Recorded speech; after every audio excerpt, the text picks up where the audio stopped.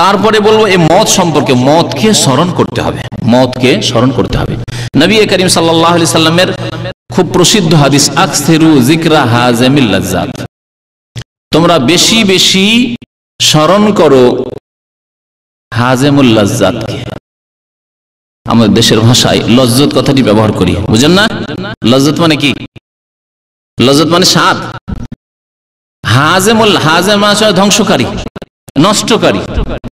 পৃথিবীর স্বাদকে নষ্টকারী বস্তুকে বা বিষয়কে তোমরা বেশি বেশি স্মরণ করো। শুধু স্মরণ করো না, বেশি বেশি স্মরণ করো। আকসিরু যিকরা, তোমরা বেশি বেশি স্মরণ করো হাযিমিল লাজ্জাত, পৃথিবীর স্বাদকে নষ্টকারী ধ্বংসকারী বিষয়কে।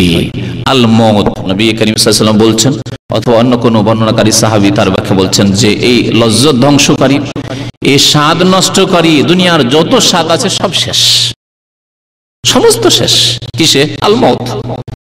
মত, মত এমন একটি বিষয় যা ছেলে মেয়েদেরকে ইয়েতিম বানিয়ে দেয়। সুবহানাল্লাহ। আপনি চিন্তা করুন, আপনার যদি মওত আসে, আমার মওত আসে, ছেলে মেয়ে ইয়েতিম হয়ে গেল। স্ত্রীকে মতে কি করে? বিধবা বানিয়ে দেয়। যত সাথী বন্ধু ছোট কাল থেকে শুরু করে আজ পর্যন্ত দেশে বিদেশে কত যে সাথী সঙ্গী রয়েছে, কত লোকের সাথে ভালোবাসা হয়েছে, কত লোকের সাথে পরিচিতি ঘটেছে, সবার থেকে পৃথক করে দিল, জুদা করে দিল, আলাদা হয়ে যেতে হচ্ছে। যত রকমের নিয়ামত রয়েছে, আপনার সুন্দর বাড়ি আর সুন্দর গাড়ি আর আপনার পানাহারের বস্তু আর আপনার চাকরি, আপনার রোজানা আয় উপার্জন, ইনকাম, সমস্ত কিছু শেষ, সমস্ত স্বাদ শেষ। দুনিয়ার আর কোনো স্বাদ নেই। এই যে স্বাদ নেই, এ কথা আমরা অনুভব করি যেই ব্যক্তি মর্মান্তিক অসুখে ভুগেছে। খুব যদি এরকম মারাত্মক অসুখ হয়, তখন আপনার স্ত্রীও ভালো লাগে না, নিজেকে নিয়ে এত পেরেশান, পেটের ব্যথায় পেরেশান, আপনি শরীরে যে কষ্ট তা নিয়ে পেরেশান, তখন আপনার ছেলে মেয়েও ভালো লাগে না, আপনার খাওয়া দাওয়া কিছু ভালো লাগে না, আপনার এত সুন্দর বাড়িও ভালো লাগে না। আমরা তো দুনিয়া দেখতে পাচ্ছি,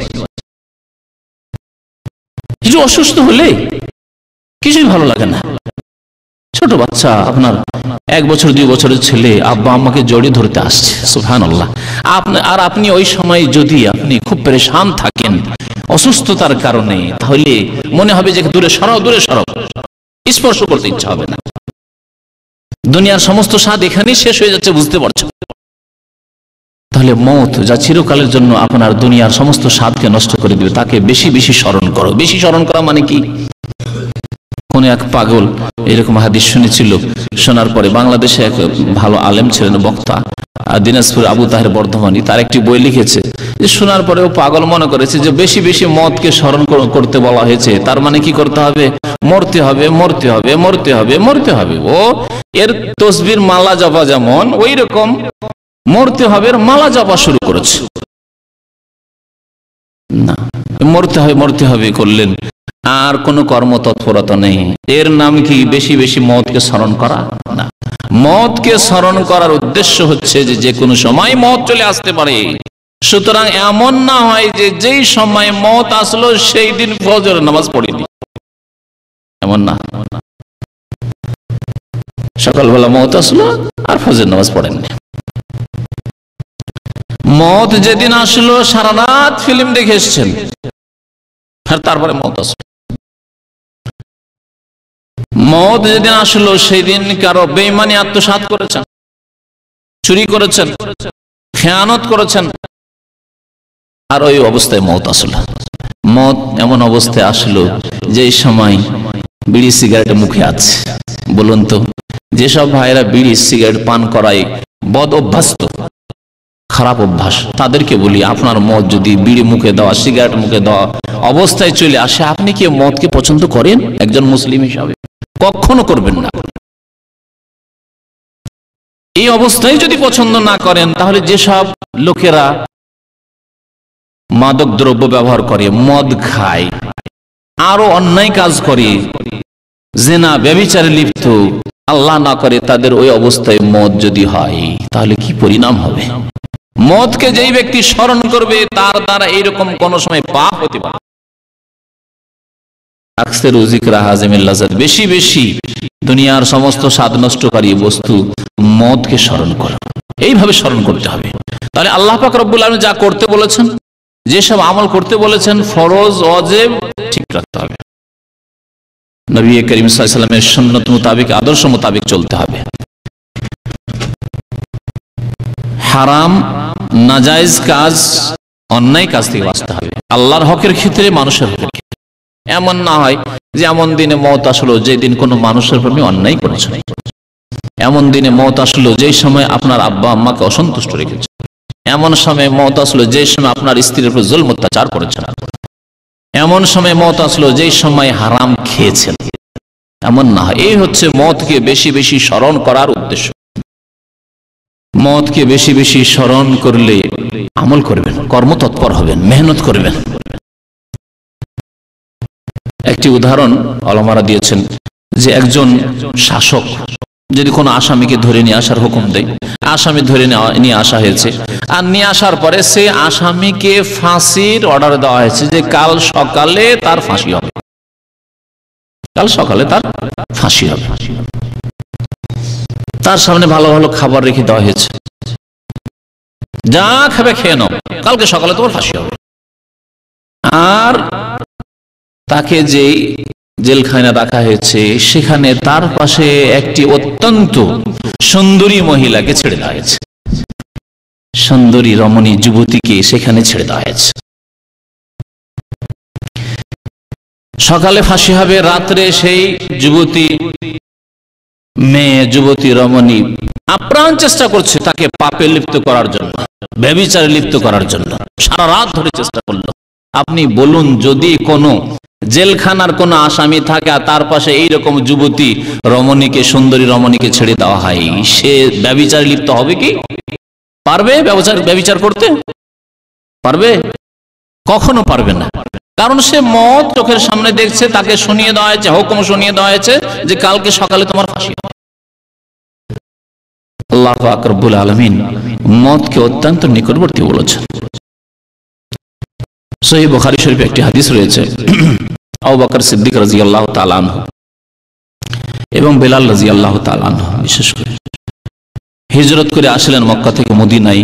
প্রথম দিকে মদিনার আবহাওয়া ভালো ছিল না, শরীরের অনুকূলে ছিল না, শরীর খারাপ হয়ে যেত, পেট বড় হয়ে যেত, আর সবসময় জ্বর থাকতো। নবী করিম সাল্লাল্লাহু আলাইহি ওয়াসাল্লাম দোয়া করলেন এই মদিনার জন্য যে আল্লাহুম্মা হাব্বিব ইলাইনাল মদিনা, আল্লাহ মদিনার ভালোবাসা আমাদের অন্তরে দিয়ে দাও, সাহাবায়ে অন্তরে দিয়ে দাও।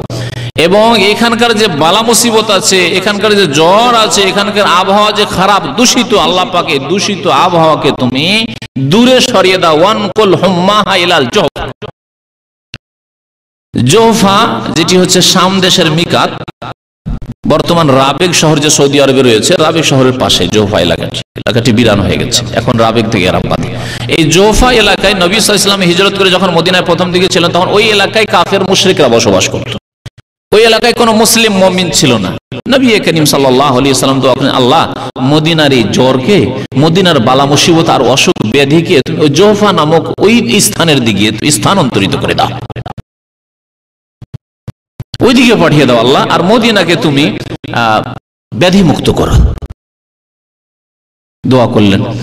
আবু বকর সিদ্দিক, বেলাল রাদিয়াল্লাহু তাআলা আনহু খুব যখন অসুখ হয়ে যেতেন, অসুখে বুঝতে পারছেন যে অসুখ যখন হয় তখন বোঝা যায় যে কি অবস্থা, মওত যেন চোখের সামনে দেখছেন, মওত যেন চোখের সামনে দেখছেন, আর দুনিয়ার কিছুতেই শান্তি হচ্ছে না, কোনো কিছুই ভালো লাগছে না আপনাকে। আবু বকর সিদ্দিক রাদিয়াল্লাহু তাআলা আনহু, বেলাল রাদিয়াল্লাহু তাআলা আনহু কয়েকটি কবিতা পড়তেন। তার একটি কবিতা হচ্ছে যে কুল্লু মরিইম মুসাব্বাহুন ফি আহলিহি ওয়াল মাউতু আদনা মিন শিরাকি নালিহি। বারবার করে এই কবিতাগুলি আবৃত্তি করতেন, কবিতার আবৃত্তি করতেন, পাঠ করতেন, পড়তেন, আর পেরেশান অবস্থায় মনকে সান্ত্বনা দিতেন। পেরেশান অবস্থায় মানুষ বিভিন্ন ভাবে মনকে সান্ত্বনা দেয়, যখন অসুস্থ থাকে, যখন খুব পেরেশান থাকে, তখন মানুষ বিভিন্ন দিক থেকে মনকে সান্ত্বনা দেওয়ার চেষ্টা করে। আজকালকার জামানার অধিকাংশ লোক যখন পেরেশান থাকে, মানসিক অশান্তিতে থাকে, তখন হারাম কাজ করে, গুনাহ করে, নাজায়েজ কাজ করে মনকে শান্তি দেওয়ার চেষ্টা করি, যাতে কোনোদিন শান্তি হাসিল হবে না। জানেন না, যারা বিড়ি সিগারেট খায় তারা কি বলে, মানসিক টেনশনের জন্য রাতে ঘুমায় না, সেই জন্য বিড়ি সিগারেট খায়। হারাম কাজ করে মনকে শান্তি দিতে চায়। এক। দুই নম্বর, যারা মানসিক পেরেশানিতে থাকে, 5000 কিলোমিটার দূরে স্ত্রী ছেড়ে এসছে, ছেলে মেয়ে ছেড়ে এসছে, তো সারা রাত ফিল্ম দেখে মনে করে যে মনকে বহলাবো, মনকে সান্ত্বনা দিব, কিন্তু এতে কোনোদিন সান্ত্বনা হাসিল হবে না, কোনোদিন শান্তি হাসিল হবে না। আলা বিযিকরিল্লাহি তাতমাইন্নুল কুলুব। আল্লাহ পাক রব্বুল আলামিন কোরআনে কারীমে ইরশাদ করেছেন, আল্লাহকে স্মরণ করো, তাতে মানসিক শান্তি হবে। আল্লাহ পাক তুমি যে অবস্থায় রেখেছো, আল্লাহ তোমার শুকরিয়া আদায় করি, তবে আল্লাহ তুমি আমার অবস্থা ভালো করে দাও, আল্লাহ তুমি আমার মানসিক পীড়াকে দূর করে দাও, আল্লাহ আমার যে সব অশান্তি রয়েছে, আল্লাহ তুমি অশান্তি দূর করে দাও। বিযিকরিল্লাহ, আল্লাহকে স্মরণ করেন, ইলম শিখে আমল করেন, আল্লাহকে ডাকেন, আল্লাহকে স্মরণ করেন, তাতেই মনের শান্তি হাসিল হবে। আবু বকর সিদ্দিক রাদিয়াল্লাহু তাআলা, বিলাল রাদিয়াল্লাহু তাআলা বলতেন, কুল্লু মরিইন মুসাব্বাহুন ফি আহলি। প্রত্যেক মানুষের মরণ আসতে পারে তার পরিবারে যে কোনো সকালে, যে কোনো দিনে, যে কোনো সময় মওত আসতে পারে। ওয়াল মাউতু আদনা মিন শিরাকিন আলিহি। আর মওত এমন একটি বস্তু যা মানুষের জুতা স্যান্ডেলের বাধা ফিতার চাইতেও নিকটবর্তী। স্যান্ডেলের বাধা, জুতার যে আপনার ওই সুতা থাকে বা যা থাকে, এসব চাইতেও কাছে, অর্থাৎ মানুষের শরীরের থেকেও নিকটবর্তী, মানুষের শরীর চাইতে নিকটবর্তী। মত এত কাছে, কখন যে মত চলে আসে, কিন্তু আমরা মতকে কাছে মনে করি না। আমরা যারা চোখের সামনে মত দেখলাম, তারাও মনে হয় ভাবি না যে এত দ্রুত আমার কাছে, আপনার কাছে মত চলে আসতে পারে। সেই দিনের অবস্থার কথা বলছি, সুবহানাল্লাহ। আমি নিজেও কল্পনা করতে পারিনি যে এটি মতের ইশারা, ইঙ্গিত। মনে হইল যে হয়তো এই ব্যক্তি বেশি রাত জেগেছে, রাত জাগার কারণে অনেকে আছাড় খেয়ে পড়ে যায়। বসেছিল লোকটি, আছাড় খেয়ে পড়ে গেল। আমি কিছুক্ষণ বন্ধ করে দিলাম, বললাম তাড়াতাড়ি নিয়ে যান। নিয়ে যাওয়ার পরে চিকিৎসার ব্যবস্থা করেন বলে দিয়ে আবার আলোচনা শুরু করে দিলাম, কারণ ভাবলাম যে এরকম ঘটনা আমার জীবনে অনেক ঘটেছে। মদিনা ইউনিভার্সিটিতে দেখেছি যে ছাত্র সারা রাত ধরে, কয়েকদিন ধরে রাত্রে আর ঘুমাই না, মেহনত করে, পড়ে করে পরীক্ষা দিতে লিখতে আছাড় খেয়ে চেয়ার থেকে পড়ে গেল, বেহুশ হয়ে গেল। আবার কিছুক্ষণ পরে তার হুঁশ ফিরে আসলো, আবার তাকে নিয়ে আসা পরীক্ষা হলে বসানো হলো। নামাজ পড়তে আরেকবারে ঘটনা, নামাজ পড়ছে আসরের নামাজে, কয়েকদিন ধরে পরীক্ষার সময় ছিল, ঘুমায়নি, যার ফলে এমন ক্লান্ত ছিল যে আসরের নামাজে লোকেরা রুকুতে গেছে, আছাড় খেয়ে পড়ে গেছে, বেহুশ অবস্থা। তা আমি এইভাবে ধরেছিলাম যে হয়তো এইরকম কিছু হবে বা সামান্য কিছু হবে, পড়ে গেছে, লোকটিকে নিয়ে যান। কিন্তু সুবহানাল্লাহ, মাত্র 10 মিনিট হয়নি, তারপরে অ্যাম্বুলেন্স আসলো, আসার পরে বললো যে মারা গেছে। মত আদনা মিন শিরাকিন আলিহি, মত যে কত কাছে। সুতরাং মতকে স্মরণ করা মানে জিন্দেগির সংশোধন করা আল্লাহর রাস্তায়। যে ভুল ভ্রান্তিগুলি আল্লাহর হকের ক্ষেত্রে, মানুষের হকের ক্ষেত্রে হচ্ছে, সংশোধন করে ফিরে আসেন। কামিয়াব ওই ব্যক্তি, যেই ব্যক্তি নিজেকে পৃথিবীতে সংশোধন করে নিতে পারলো, নিজেকে ভালো করে নিতে পারলো এবং দোষ মুক্ত হয়ে যেতে পারলো তওবার মাধ্যমে, আল্লাহর দিকে ফিরে আসার মাধ্যমে। আল্লাহ, উল্টো দিকে আমার মুখ ছিল, আমি অনেক অন্যায় কাজ করেছি, হারাম নাজায়েজ কাজ করেছি, আল্লাহ আর অন্য অন্যায় কোনো কাজ করব না, তওবা করছি তোমার দরবারে, আল্লাহ পাক তুমি তওবা কবুল করো। আল্লাহ পাক তাদের তওবা কবুল করেন যারা দ্রুত তওবা করে। সুম্মা ইয়াতুবুনা মিন করিব, আল্লাহ পাক ইরশাদ করেছেন, গুনাহ হয়ে গেছে, ভুল হয়ে গেছে, দ্রুত তওবা করে, আল্লাহ তুমি মাফ করে দাও। এখনই কারোর সাথে ঝগড়া হয়ে গেল, সাথে সাথে কিছুক্ষণের মধ্যে, যাতে করে 10-15 মিনিটের মধ্যে আপনার অনুভূতি আসে যে আমি ভুল করেছি, আমার বেশি ভুল আছে, সুতরাং আমি তার কাছ থেকে মাফ চেয়ে নেব। মানুষের কাছে মাফ চেয়ে নিলাম, আল্লাহ পাকের কাছে মাফ চেয়ে নিলাম, আল্লাহ আমার পক্ষ থেকে একটু বাড়াবাড়ি হয়ে গেছে, আল্লাহ তুমি আমাকে মাফ করে দাও। এই হচ্ছে সংশোধন। মানুষের হকের ক্ষেত্রে আমাদেরকে সংশোধন হইতে হবে, আল্লাহর হকের ক্ষেত্রে সংশোধন হইতে হবে। কত ভাইয়েরা রয়েছেন যাদের আত্মীয় স্বজনদের সাথে খারাপ সম্পর্ক রয়েছে, প্রতিবেশীর লোকদের সাথে খারাপ সম্পর্ক রয়েছে এবং সীমালঙ্ঘন বাড়াবাড়ি আপনার পক্ষ থেকে রয়েছে। সংশোধন কোথায়? মুখে বললেই হবে যে মরতে হবে না, সংশোধন করতে হবে। বলে আজকালকার মানুষকে পারা যায় না, ফজর নামাজ পড়ানো যায় না মানুষকে। সংশোধন করতে হবে। আল্লাহ পাক রব্বুল আলামিনের গুরুত্বপূর্ণ ইবাদত, যার নামাজের সংশোধন হয়েছে বাকি জীবনে সংশোধন হতে পারে, যার নামাজের সংশোধন নেই বাকি জীবনে সংশোধন হতে পারে না। সুতরাং মতকে স্মরণ করা মানে মতকে অত্যন্ত নিকটবর্তী জেনে সবসময় ভালো অবস্থায় থাকা। মনে রাখবেন যে আমরা অনেকে আল্লাহ পাকের কাছে দোয়া করি এবং আমরা সকলেই দোয়া করি, আল্লাহুম্মা জাল আখিরা কালামিনা ইনদাল মাউতি লা ইলাহা ইল্লাল্লাহ মুহাম্মাদুর রাসূলুল্লাহ। আল্লাহ আমাদেরকে মৃত্যুর পূর্ব মুহূর্তে কালেমা লা ইলাহা ইল্লাল্লাহ মুহাম্মাদুর রাসূলুল্লাহর সাক্ষ্য প্রদান করার তুমি তৌফিক দান করো, এই কলেমা পড়ার তৌফিক দান করো।